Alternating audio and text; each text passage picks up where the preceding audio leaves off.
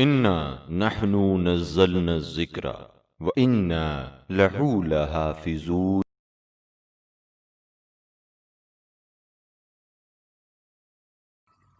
بسم اللہ الرحمن الرحیم۔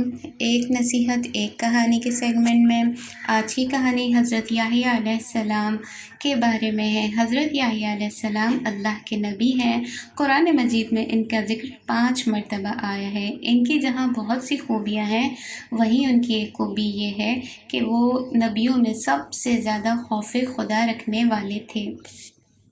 ایک مرتبہ کا ذکر ہے کہ جب حضرت یحییٰ علیہ السلام کم عمر تھے، انہوں نے دیکھا کہ کچھ لوگ مسجد بیت المقدس میں اس طرح عبادت میں مشغول ہیں کہ ان کے لباس اون کے ہیں اور ان کے سروں پر ٹوپیاں ہیں، اور وہ بہت ہی اپنے آپ کو مشکل میں ڈال کر عبادت کر رہے ہیں، یعنی دیوار مسجد سے خود کو باندھا ہوا ہے۔ حضرت یحییٰ علیہ السلام نے جب یہ منظر دیکھا تو اپنی والدہ کے پاس تشریف لائے اور کہا کہ والدہ گرامی، میرے لیے بھی اونی لباس اور ٹوپی تیار کریں، میں خدا کی عبادت اسی لباس میں کرنا چاہتا ہوں۔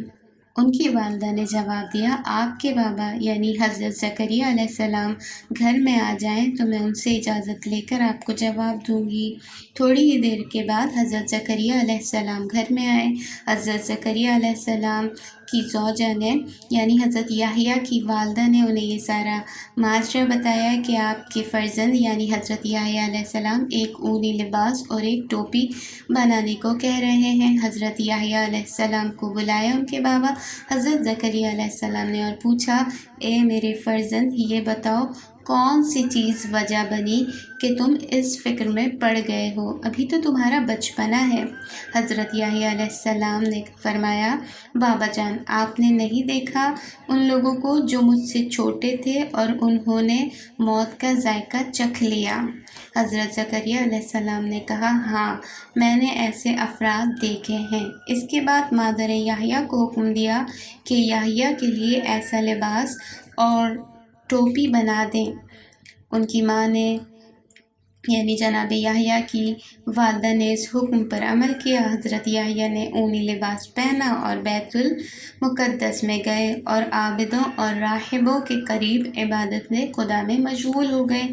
اس پوری کہانی سے ہمیں یہ نصیحت ملتی ہے کہ ہمیں اپنی عمر پر غرور نہیں کرنا چاہیے، ہمیں یہ نہیں سوچنا چاہیے ابھی تو میرے پاس بہت وقت ہے، میں توبہ کر لوں گی یا کر لوں گا، میں خدا کی عبادت کر لوں گی یا کر لوں گا۔ ہمیں ہر وقت خداوند متعال سے ڈرنا چاہیے، ڈرنا اس سینس میں کہ خدا کی معصیت نہ کریں، اس کی نافرمانی نہ کریں، جو خداوند متعال نے کہا ہے اسے بجا لائیں، جس سے روکا ہے اس سے رک جائیں۔